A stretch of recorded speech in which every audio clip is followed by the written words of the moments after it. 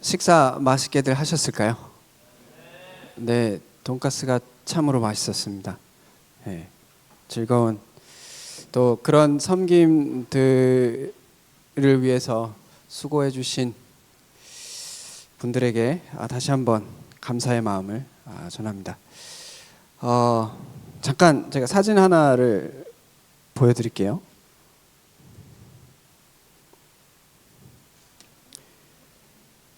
제가 원래 이제 그 다른 곳에서 이제 말씀을 전할 때 저희 가족 사진을 보여드리고 소개를 하거나 그렇지는 않았습니다. 오늘이 처음인데 제가 오늘 그 다른 분들과 같이 교제를 하면서 이 사실을 다시 한번 깨달았어요. 제가 말씀을 전할 수 있고 또 사역을 할 수 있는 이유는 사실 제 가정이 이것을 함께 해주기 때문이다라는 것을 다시 한번 깨닫게 되었습니다. 그래서 제가 이 자리에 서 있는 것 자체가 사실 저희 가족 때문이다. 당연히 하나님 때문이기도 하고 저희 가족이 함께 하기 때문이다라는 생각을 해볼 때가 있습니다. 보통 아내는 가정에 있고 제가 밖에 다닐 때 제가 혼자 이곳에 있지만 제가 여기에 있는 이유는 또 아내가 함께 해주기 때문에 그렇다는 걸 다시 한번 생각이 들면서 그러면 아내를 소개하는 것이 예의가 아닌가라는 생각을 들었습니다.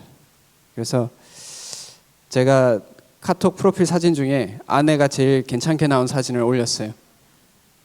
그것 또한 예의가 아닌가라는 생각을 해보게 되었고 아내의 이름은 이헤일이라고 합니다. 첫째는 이노아고 둘째는 이지호고 옛날 사진이에요. 지금은 8살, 5살입니다. 이 사진을 보면서 생각하실 때 왜 큰아이를 자매님이 들고 계신가에 대한 어떤 편견이 있을 수 있으신데요. 말 그대로 오해이십니다. 사진의 구도상 이것이 적정한 듯하여 그렇게 찍게 되었습니다. 예. 오늘 제가 맡은 마지막 부분입니다. 이 동전에 나와 있는 이 사람이 누군지 맞추면 사실 비정상이라고 생각을 해요. 아실 리가 없다라고 생각합니다. 근데 동전에 얼굴이 나와 있다라는 사실 하나만으로도 이분이 꽤 과거에 잘 나갔던 분이시다라는 건 추측이 가능할 거라고 생각합니다. 이분의 이름은 율리안이라는 분이세요. 그리고 로마 시대의 황제였어요. AD 361년에서 363년 사이, 그러니까 2년이라는 짧은 시간 동안 집권했던 황제인데요. 이 황제는 흥미로운 별명이 있습니다. 그게 뭐냐? 배교자 율리안이라는 별명이 있어요. 그 이유는 뭐냐? 과거 이제 그 기독교 역사를 아시거나 혹은 로마 시대의 역사를 어느 정도 아시는 분들께서는 이해할 수도 있겠지만 AD 313년에 밀라노 칙령이 공표가 되죠. 그것은 콘스탄티니우스 대제가 이제 기독교를 박해하지 않겠다라고 공인을 합니다. 그러니까 인정을 하죠. 그게 AD 313년입니다. 그리고 329년에 기독교를 로마의 국교로 공인하게 돼요. 그 이후부터는 계속해서 로마는 기독교를 공식적인 국가의 국교로 여깁니다. 그런데 AD 361년 이 율리안이라는 황제가 그 기류를 거슬러요. 그래서 배교자 율리안이라는 말을 듣는 겁니다.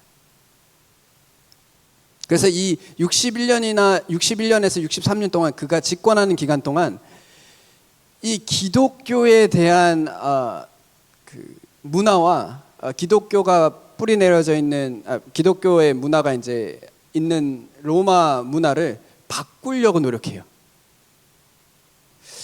근데 그 바꾸는 과정 가운데 어떤 방법을 쓰냐면 다른 이교도를 권면하고 격려해서 기독교에 반하여 그들의 성세가 더 커져서 기독교가 상대적으로 약해지는 전략을 씁니다. 그래서 이교도 이제 제사장들에게 내가 후원해 줄 테니 늘 좀 잘해봐라. 너희들 포교도 뭐 열심히 하고 내가 밀어줄게. 그렇게 해서 율리안 시대에 이교도를 이제 권장하는 정책을 피게 돼요. 그런데 흥미롭게도 그가 이교도 제사장들에게 편지를 보내는데 그 편지의 내용이 이거예요. 사실 그 정책이 잘 안 먹혔어요. 사람들이 이교도들에 대해서 그렇게 또 좋게 생각하지도 않고 기독교에 대한 신뢰를 그렇게 쉽게 저버리지 않았어요. 그래서 이 율리안이라는 황제는 답답했죠. 그래서 이 이교도 무리들에게, 그 리더들에게 이렇게 편지를 보냅니다. 기독교인들을 보아라. 그들은 그들과 종교가 다른 이방인들, 이교도들에게도 환대를 베푸는데 이교를 부흥시키기 위해서는 기독교를 본받아라 라고 이렇게 편지를 씁니다. 흥미롭죠? 기독교를 쇠퇴시키려고 하는데 기독교를 본받으라라고 얘기해요. 그리고 기독교가 기독교다운 것의 본질은 섬김이라고 이야기를 하고 있는 거예요.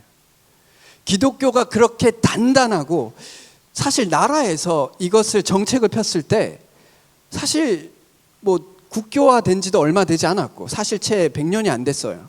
그런데도 사람들에게 이게 안 통했던 이유는 기독교에 대한 신뢰가 있었던 거예요. 그때 사회에.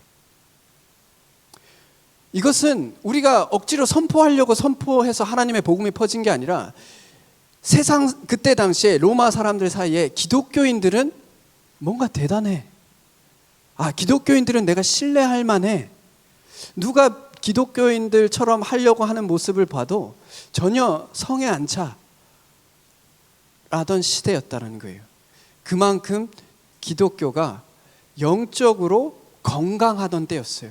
그리고 그 영적으로 건강하던 때의 모습을 하나의 단어로 표현하라고 하면 결국 섬김입니다. 기독교인들이 이렇게 단단할 수 있었던 이유가, 사람들로부터 인정받았던 이유가 간단해요. 그들은 섬겼습니다.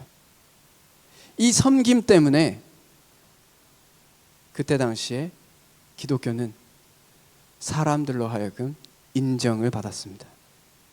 그렇다면 우리가 질문을 한번 던져봐야 돼요. 지금 이 시대에 기독교가 사람들에게 인정을 받고 있을까요?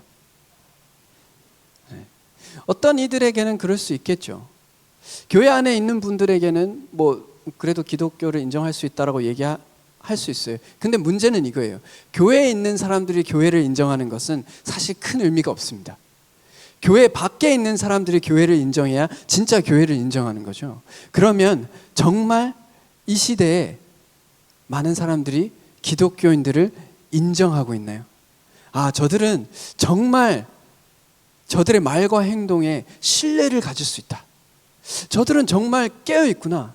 저들의 부족한 부분이 있어도 저들은 적어도 이런 선한 의도를 가지고 있구나라는 것에 대한 사회적 전반적인 믿음을 가지고 있으실까요? 흥미로운 느낌인데요. 괜찮습니다.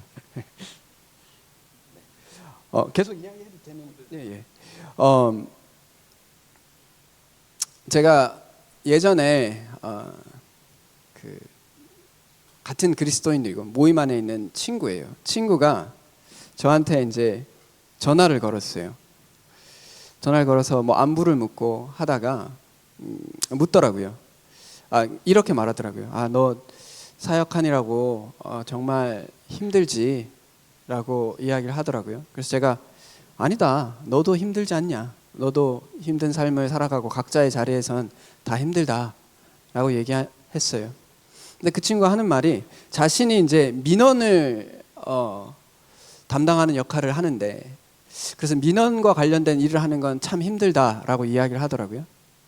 그런데 그 친구가 한 말이, 그 다음 한 말이 저한테 좀 서글펐어요. 그게 뭐였냐면, 근데 그리스도인들이 더 힘들다라는 말을 하더라고요. 그리스도인들이 더 까다롭고, 그리스도인들이 더 민감하며, 그리스도인들이 더 말이 많다라는 의미로 이야기를 하더라고요.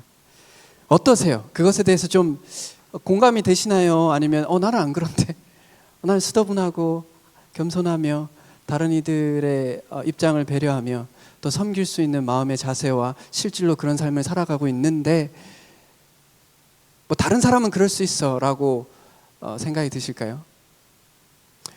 제가 느끼는 감정은 이 시대를 살아가는 많은 그리스도인들께서, 뭐 저 자신도 포함된다고 생각해요.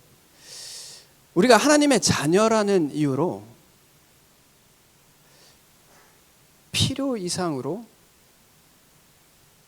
우리 자신에 대해서 높게 평가하는 경향이 있다라고 생각해요. 우리가 하나님의 자녀답게 살지 못하는 그 순간에도 우리는 하나님의 은혜라는 이유로 우리는 모든 것이 마치 다 괜찮은 것 마냥 자신의 주장을 하고 자신이 원하는 것을 말하고 그것을 이루어가는 것에 많은 부담이 없이 살아가는 것이 제 눈에 보일 때가 있어요. 제 자신도 마찬가지고요.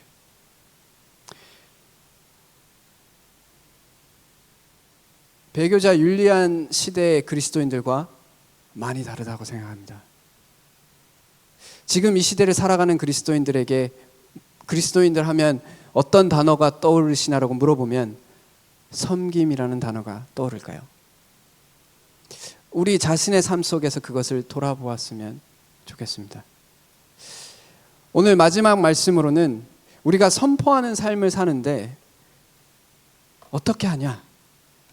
두 번째로 선포하는 삶을 어떻게 살아갈 것인가 라고 이야기를 할 때 첫 번째는 주님 안에서 행복을 누릴 때 우리가 선포할 수 있다고 했어요.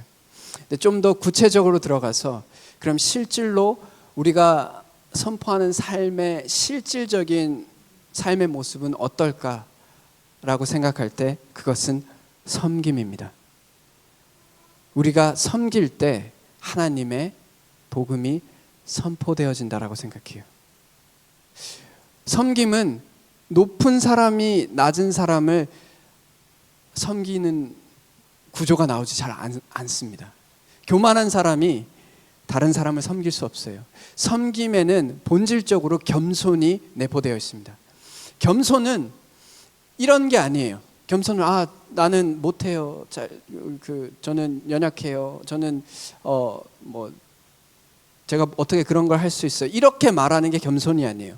그것은 그냥 자기 자신을 감추는 거고, 대한민국이라는 문화 안에서 겸손에 대한 오해인 겁니다. 성경에서 말하는 겸손은 자기 자신을 비우는 거예요. 예수님께서 자기 자신을 비우셨죠. 하나님이심에도 불구하고 사람의 종의 모습으로 이 땅에 오셨어요. 그게 겸손의 본질인 겁니다. 겸손은 나를 생각하기에 앞서 남을 생각하는 게 겸손이에요. 그러므로 겸손한 자는 본질적으로 섬깁니다. 그럼 그리스도인들은 본질적으로 겸손한 자여야 되고, 그러면 본질적으로 섬기는 자여야 해요. 그게 그리스도인들의 실질적인 특성이 되어야 합니다. 그러나 우리의 삶 속에서 섬김보다는 섬김을 받고자 하는 마음이 더 강하게 되면 우리가 입으로 무슨 말을 하더라도 그것이 바르게 선포되기는 어렵다고 생각합니다. 오늘 본문의 말씀 마태복음 20장 20절에서 28절 말씀을 교독하고 오늘 이 본문의 말씀에서 왜 섬김이 하나님을 선포하는, 예수 그리스도를 선포하는 본질적인 모습인지에 대해서 다시 한번 말씀을 통해서 깨달을 수 있기를 원합니다. 한 절씩 교독하도록 하겠습니다. 제가 먼저 읽겠습니다. 그때 세베대의 아들의 어머니가 그 아들들을 데리고 예수께 와서 절하며 무엇을 구하니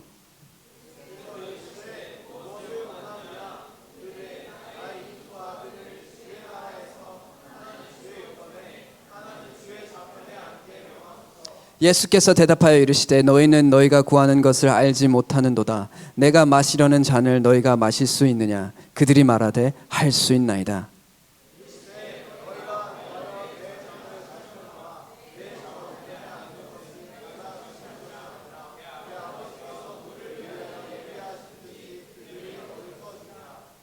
열 제자가 듣고 그 두 형제에 대하여 분히 여기거늘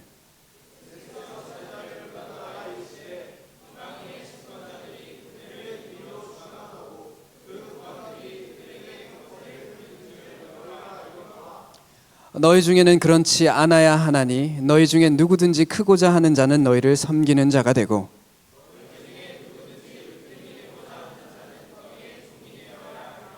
인자가 온 것은 섬김을 받으려 함이 아니라 도리어 섬기려 하고 자기 목숨을 많은 사람의 대속물로 주려 함이니라. 아멘.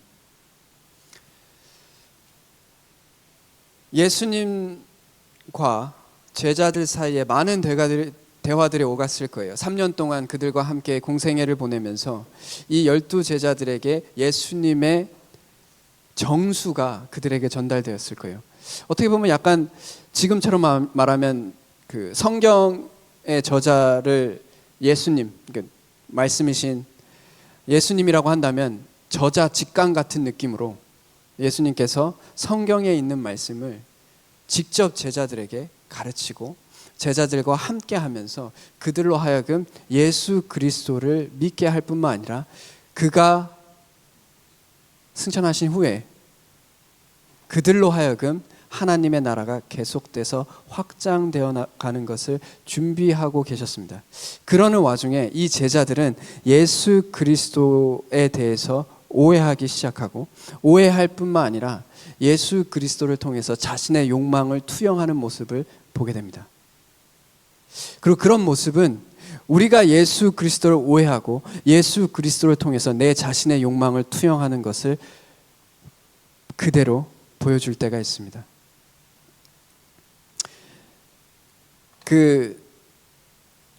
이 어머니, 세베대의 아들의 어머니, 두 아들을 둔 이 어머니가 예수님에게 구합니다. 어떻게 보면 성경에서 보여지는 치맛바람의 첫 번째 모습이 될 수 있을 것 같아요. 어머니가 선생에게 내 자식 좀 잘 봐달라 라는 겁니다. 그래서 예수님께서 이렇게 대답하죠. 뭘 원하니? 내가 너에게 뭘 해줄까?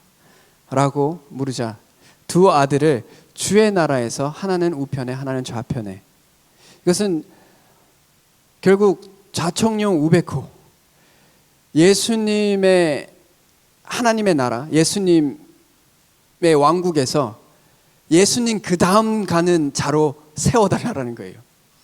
어머니가 자식들을 위해서 이것을 구한 겁니다. 참 이것이 어떻게 보면 부모님의 자녀에 대한 사랑이 왜곡될 때 이런 모습이 나타나지 않나 라는 생각을 하고, 이때 당시에 제자들과 제자들의 부모님이 예수님에 대해서 얼마나 큰 오해를 하고 있는지를 발견하게 돼요.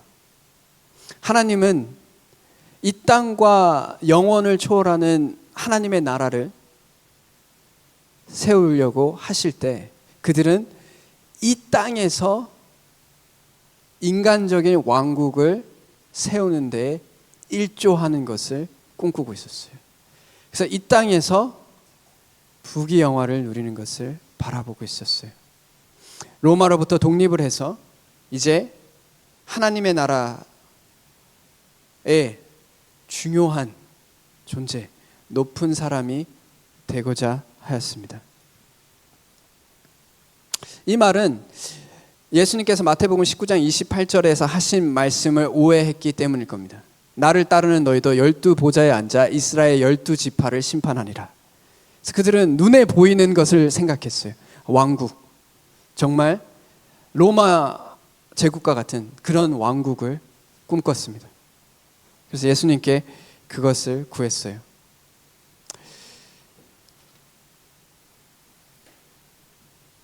예수님께서 그것에 대해서 이렇게 답변하세요. 저는 예수님께서 이렇게 답변하실 때 놀라울 때가 있어요.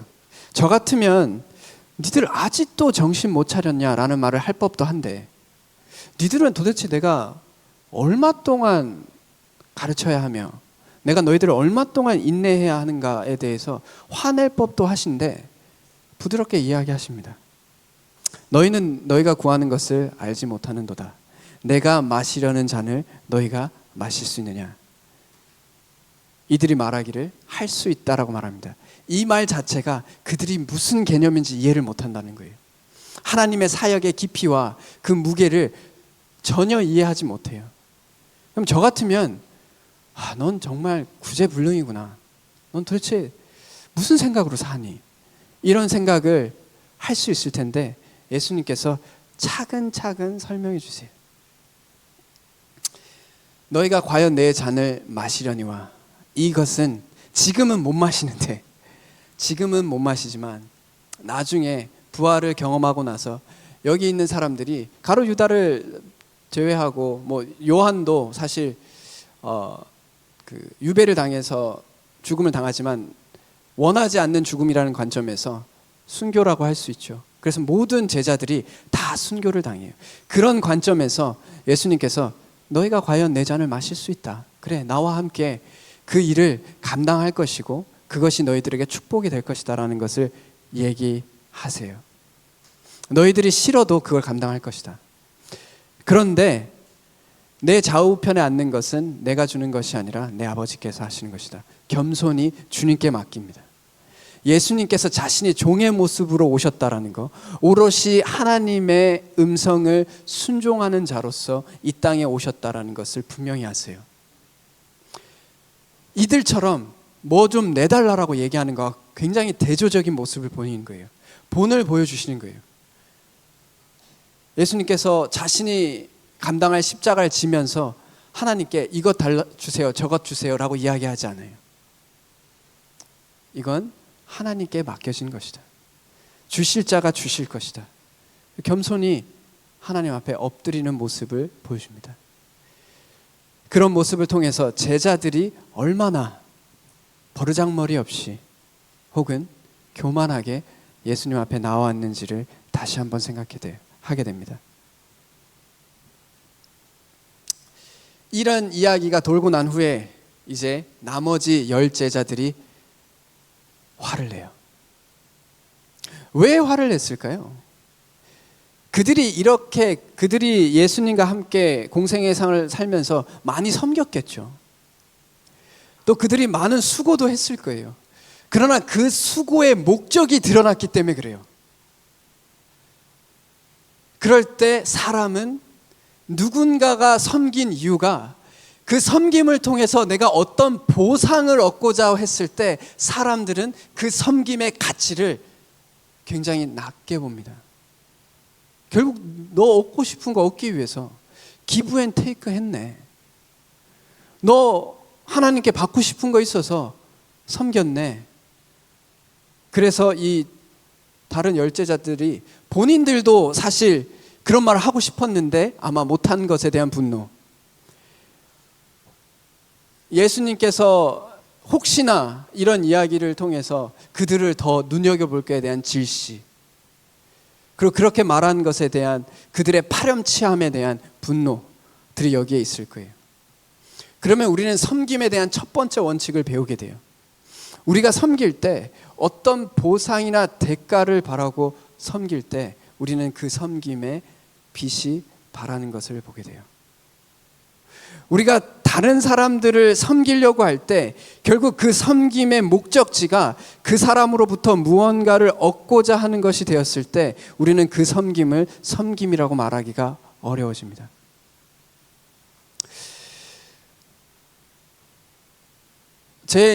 저희 교회에서 이제 섬김의 모습을 볼 때 외부로 섬기는 모습을 볼 때 이제 전도를 할 때 그 섬김을 할 때가 종종 있어요. 식사 초대를 하거나 또 주변에 사람들 전도 집회가 있거나 그럴 때 교회에서 또 섬기시고, 그래서 전도와 관련해서 우리가 많이 섬겨요. 근데 제가 이걸 가만히 한번 생각해 본 적이 있어요. 이거를 하나님을 믿지 않는 사람들 입장에서 이 섬김을 바라볼 때 어떤 태도로 바라볼까라는 생각을 해봤어요. 우리가 한번 그들에게 공감을 한다라고 생각하고 한번 추측을 해봅시다. 우리가 그들을 섬길 때 그들의 마음속에 이런 마음이 들지 않을까요? 결국 교회 신도수 늘리려고 하는구나. 결국 교회 신도수 늘려서 헌금 더 많이 받게 하려고 하는구나 라고 생각하지 않을까요? 우리는 그렇게 하지 않죠. 그렇게 하면 안 돼요. 그렇게 하지 않죠. 그러나 받는 그들은 결국 마치 비즈니스처럼 교회의 사람 숫자 늘려서 교회의 세를 늘리며 교회의 헌금 수를 늘리려고 하는 게 아닌가라고 생각하지 않을까요? 제가 교회에서 이제 섬기다 보면 믿지 않는 분들을 초대해서 같이 식사를 하고 그럴 때가 있어요. 그것에 대해서 제가 스스로 회의를 느낀 적이 있어요. 이들이 정말 이걸 순수한 의도로 받아들일까? 이들은 내가 어떤 의도를 가지고 어떤 목적을 가지고, 분명히 목적이 있겠지만 오해된 목적을 가지고 그런 섬김의 자리에 나아간다라고 생각하지는 않을까라는 생각을 해봤어요. 그런 생각을 해보자 교회 안에서 청년들을 섬기고 다른 분들을 섬겨갈 때 제가 가끔 이제 교회에 나오지 않는 청년들에게 문자를 보내요. 근데 이 문자를 보내면서 제가 이런 생각이 들더라고요. 이 문자를 받는 이 친구가, 제가 이런 문자를 보내면 내가 그 청년을 섬긴 목적이 이 친구가 다시 교회로 나오게 하기 위해서, 교회로 오게 하기 위해서 섬겼다라고 생각하고 있는 건 아닌가 라는 생각이 들었어요. 물론 그게 선한 의도고 뭐 그런 의도가 있을 수 있다라고 생각해요. 좋다라고 생각해요. 그런데 그들에게 순수하지 않는 의도를 전달하고 있는 것은 아닌가라는 생각이 들었어요. 그래서 다시 전화를 해서 이야기를 했어요. 자네가 교회를 나오고 안 나오고는 결국 자네의 선택이다. 그리고 어차피 자네가 선택할 거잖아. 그런데 내가 자네에게 관심을 가지고 자네를 섬기려고 하고 자네를 돌보려고 하는 것은 내가 이제부터 혹시 자네에게 오해를 하게 했다면 미안하다. 내가 자네를 섬기고 돌보려고 하는 건 그냥 자네의 삶에 관심이 있어서 그렇다. 자네가 혹 더듬어 하나님을 다시 발견할 수 있기를 원하는 순수한 마음에서 그렇다. 혹 내가 가졌던 관심이 자네에게 어려움이 되었다면 그것 또한 미안하다라고 이야기했어요. 이것이 교회 안에서 묵상을 하다 보면 우리가 누군가를 섬기는 것에 순수하지 못한 의도가 녹아져 있는 것을 제 스스로 발견할 때가 있기 때문에 그렇습니다. 그리고 그런 섬김에는 하나님께서 그 섬김 가운데 하나님이 드러나기는 참으로 어려울 수 있다라는 생각을 해봤어요. 예수님께서 이렇게 말씀하십니다. 이방인의 집권자들이 그들을 임의로 주관하고 그 고관들이 그들에게 권세를 부리는 줄을 너희가 알거니와. 우리가 누군가를 섬기는 것의 목적이 결국 내 자신이 드러나고 내가 누군가를 움직이려고 하고 누군가를 통제하려고 하는 수단으로서 섬김이 될 때 결국 이방인들과 다를 바가 없다. 결국 이때 당시에 제자들이 이방인의 집권자들과 고관들을 싫어했거든요. 그런 자들과 너희들이 다를 게 없다 라고 얘기하고 있습니다. 우리도 마찬가지라고 생각해요. 이 섬김을 통해서 청년회 때 참 감사하게도 여기 계신 많은 분들께서 자원함으로 섬기고 계세요. 그런데요, 시간이 지나 보십시오. 조금씩 지나시잖아요. 그럼 여러분들의 마음속에 그 섬김을 통해서 내 의를 드러내고 싶은 마음들이 조금씩 생길 겁니다. 내가 이만큼 섬겼는데 왜 그럴까? 내가 이만큼 노력했는데 왜 사람들이 알아주지 않을까? 내가 이만큼 섬겼는데 왜 사람들은 변하지 않을까? 내가 이만큼 마음을 썼는데 왜 구원의 열매는 맺어지지 않는가에 대해서 마음속에 불만과 불평이 생기는 것을 발견하게 됩니다. 그것이 결국 이런 모습과 똑같다라는 거예요. 결국 섬김이라는 모습은 있지만 결국 자기 자신을 드러내고 그것을 통해서 자기 의를 드러내는 모습을 우리 삶 가운데 나타나게 된다는 겁니다. 예수님께서 분명히 이야기하셨어요. 섬기는 자가 높은 자고 누군가 으뜸이 되고자 하면 누군가에게 종이 되어야 한다라고 얘기했습니다. 섬김의 자세는 내가 이 섬김을 통해서 내가 더 높은 자리에 나아가려고 하는 것이 아니라 낮은 자리에서 섬기는 것 자체가 하나님 앞에 존귀한 것이다라는 것을 기억하라는 겁니다. 각자의 자리에서 섬길 때 이 섬김의 모습이 이래야 한다라고 말씀하고 계세요. 이것은 세상에서 바라보는 것과 다른 모습입니다. 섬기려고 하는 모습은 세상에서는 높아지기 위해서 섬겨요. 그리고 세상은 자기 자신을 드러내기 위해서 섬깁니다. 그러나 그리스도인들은 그냥 섬기는 것이 가치 있기 때문에 섬겨요. 그것이 그리스도인의 덕목이기 때문에 섬기는 겁니다. 그것이 겸손함의 모습이기 때문에 섬겨요. 제가 오늘 같이 식사를 하면서 어떤 청년분들과 함께 모여서 같이 식사하면서 대화할 수 있는 기회가 생겼어요. 그럴 때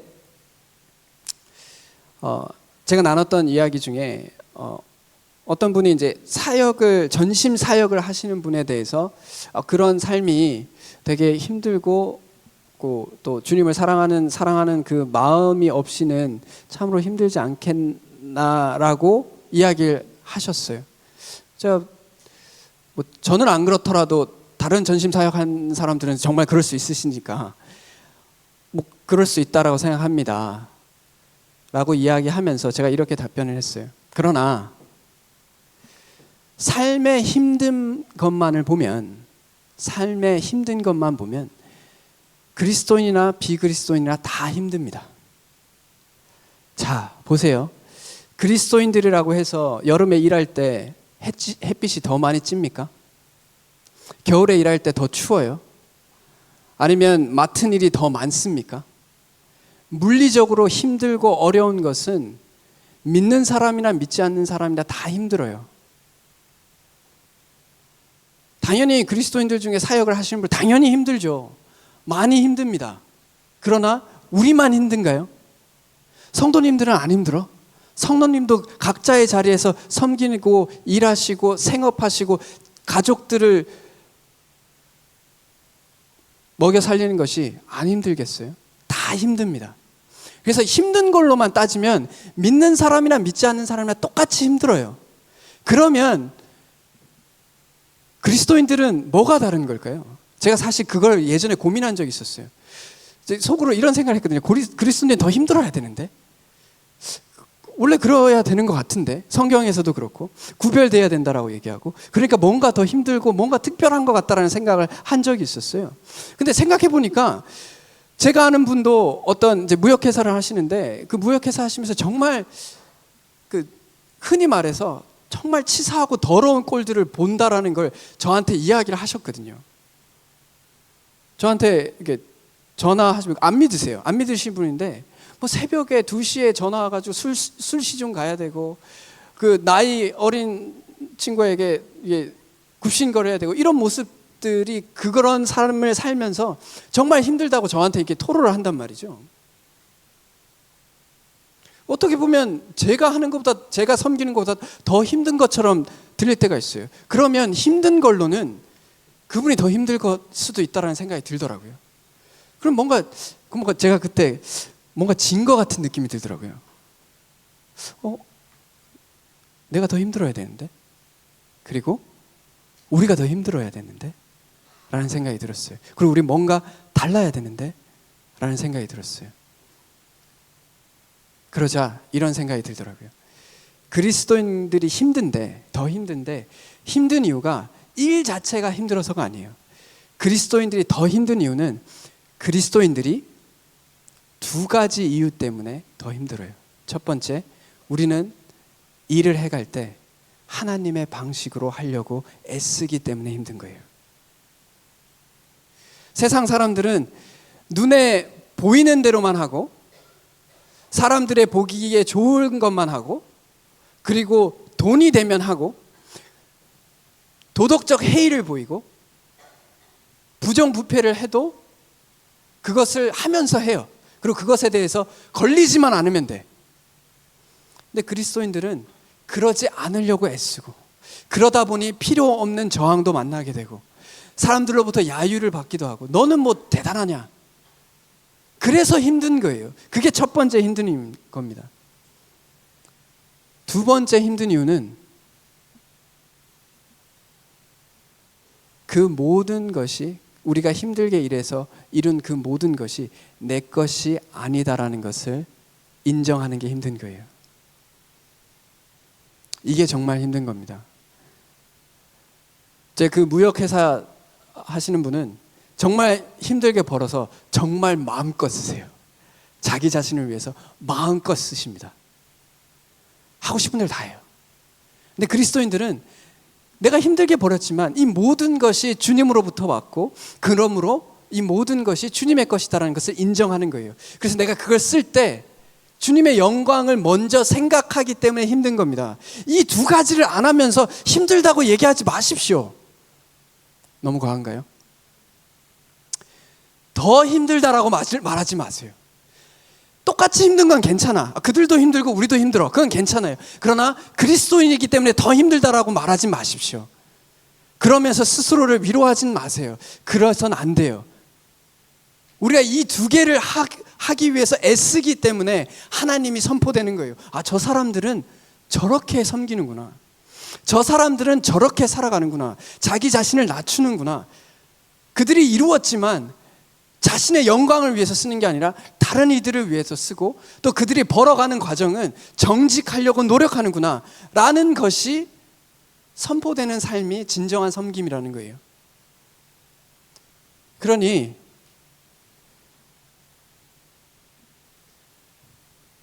우리가 정말 힘들다면 그렇게 힘들었으면 좋겠어요. 그러면 정말 가치 있는 힘듦이라고 생각해요. 정말 존귀한 힘듦이라고 생각합니다.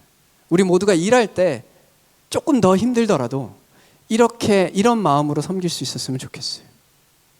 각자의 자리에서 제가 교회 성도 가운데 이제 이야기하다 보면 교회에서 도덕적 해이를 보일 때가 종종 있어요. 그런 모습들이 보여질 때, 그리고 이제 여러분들 이제 대부분 대학생들이시잖아요.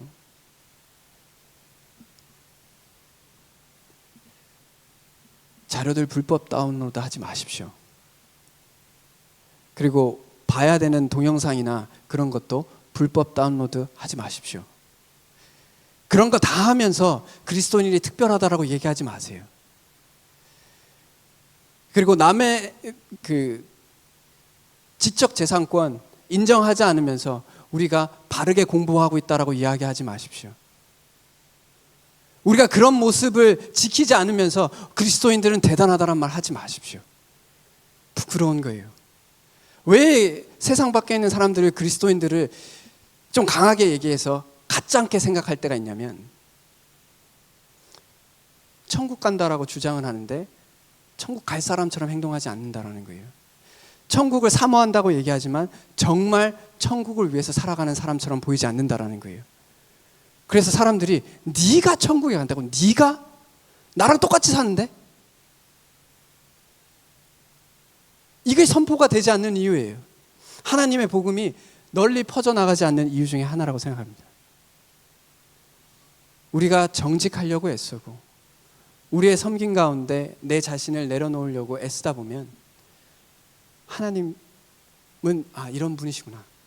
그리스도인들은 저렇게 섬기는구나. 저렇게 일하는구나. 저렇게 제 자신을 돌아보는구나. 그러면 우리가 가지 않아도 그들이 우리에게 올 때가 있을 거라고 생각해요. 거창하게 전도하는 방법 배우려고 노력하는 것도 좋습니다. 아름다운 모습이죠. 그러나 우리의 삶 속에 구원받은 성도의 모습들이 잘 드러나지 않으면, 섬기는 자의 모습이 드러나지 않는다면 나중에 다 들통납니다. 나중에 다 위선이라는 것을 알게 돼요. 왜 섬김이 예수 그리스도를 선포하는 본질적인 부분이냐? 인자가 온 것이 섬김을 받으려 함이 아니고 도리어 섬기려 하고 자기 목숨을 많은 사람의 대속물로 내어주려 하시기 때문에 그렇습니다. 우리가 이렇게 살아가면 자연스럽게 예수님은 드러나게 돼요. 이런 삶을 추구하면 세상 사람들은 예수 그리스도를 자연스럽게 발견하게 된다고 생각합니다. 그러므로 우리도 이런 자세로 섬길 수 있었으면 좋겠습니다. 예수님께서 다른 곳에서 죄인들도 그만큼 받고자 하여 죄인에게 꾸어준다라고 이야기합니다. 나의 유익을 위해서 누군가를 섬기는 건 다 합니다. 다 해요. 자기가 사랑할 자를 사랑하는 것은 다 합니다. 그러나 받을 걸 생각하지 않고 섬기는 것은 그리스도인이 추구해야 할 부분이라고 생각해요. 가난한 자를 불쌍히 여기는 것은 여호와께 꾸어드리는 것이다 라고 말씀하십니다. 우리가 가난한 자에게 꾸어준다는 것은 돌려받을 생각이 없다는 것을 말해요. 그 말은 누군가를 섬기는 것은 섬긴 자체의 가치를 발견해서 섬기는 거예요. 다른 사람으로부터 무언가를 받기 위해서 섬기는 게 아니고요.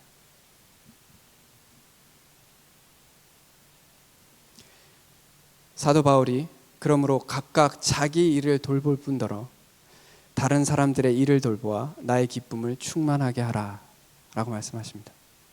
결국 하나님의 기쁨을 충만하게 하라 라고 이야기하고 계세요. 자기 일들을 돌보고 각자 최대한 다른 사람이 나를 도와줘야 되는 하는 상황에 놓지 않도록 하는 겁니다. 자기 자신을 돌봐서. 그러나 또한 내 자신을 돌볼 뿐 아니라 다른 사람도 돌보는 거예요. 이런 섬김의 자세가 우리 가운데 있다면 하나님에 대한 선포가 우리 삶 속에 녹아 있을 것이라고 생각합니다. 각자 이제 캠프를 또 마무리를 하시고 각자의 자리에 돌아가실 거예요. 그럴 때 섬김 자체에 대한 섬김의 오롯이 그 목적을 위해서 섬김이 아름답기 때문에 섬기는 자들이 되었으면 좋겠습니다. 산상수훈에 보면 예수님께서 팔복에 대해서 이야기할 때 그것이 세상적으로 볼 때는 그렇게 대단한 복들이 아니에요. 가난한 심령, 박해받는 거, 또 의에 굶주린 자들, 마음이 청결한 자, 이런 것은 세상적으로 볼 때는 별로 그렇게 대단한 복이 아니에요. 그러나 예수님께서 그 팔복에 대해서 복되다라고 이야기하실 때 그 말의 의미는 그런 삶이 멋지다라는 것을 말합니다. 여기서 말하는 복되다라는 것은 이런 삶이 정말 멋진 삶이다라고 이야기하는 거예요. 결국 우리가 섬기는 것 자체가 정말 멋지구나. 내가 남을 위해서 희생하는 것 자체가 정말 멋지구나. 내가 이것으로 인정받든 인정받지 못하든 섬김으로 그 자체로 멋지구나 라는 것을 바라볼 수 있는 사람들이 그리스도인이라고 생각합니다. 그런 사람들이 하나님을 선포하는 삶이라고 생각합니다. 우리가 그런 삶들을 각자의 자리에서 드러낼 수 있기를 바라고 하나님을 선포할 수 있는 삶을 살기를 바랍니다. 다 같이 기도하겠습니다. 하나님 아버지, 은혜를 감사합니다. 우리로 하여금 복음을 듣게 하시고 또 복음에 순종하여 거듭나게 하시고 거듭날 뿐만 아니라 거듭난 인생을 또한 살게 하여 주심에 감사합니다. 그런 과정 가운데 하나님께서 이 땅에 저희를 남겨두신 것은 이 땅에서 주어진 시간 동안 하나님을 증거하고 또 하나님의 복음을 선포하게 하신 것을 기억할 때 우리의 삶 속에 섬김의 시간들이 차지할 수 있도록 도와주시기를 원합니다. 내 자신을 낮추고 내 자신이 드러나기 위해 섬기는 것이 아니라 하나님이 드러나고 섬기는 것 자체의 의미를 갖고 그것으로 기뻐하는, 그것으로 만족하는 저희들 되게 하여 주시기를 원합니다. 사람들로 하여금 하나님의 어떠하심이 또 하나님의 섬김과 그 겸손이 우리의 삶들을 통해서 드러날 수 있도록 도와주시기를 또한 원합니다. 이 캠프의 기간 동안 우리의 삶이 변해가는 그 기틀들이 마련될 수 있도록 도와주시기를 원하고 각자의 삶의 공간에서도 그 시간에서도 하나님을 깊이 만날 수 있도록 도와주시기를 원합니다. 이 모든 것을 우리 주 예수 그리스도의 이름으로 기도드렸습니다. 아멘.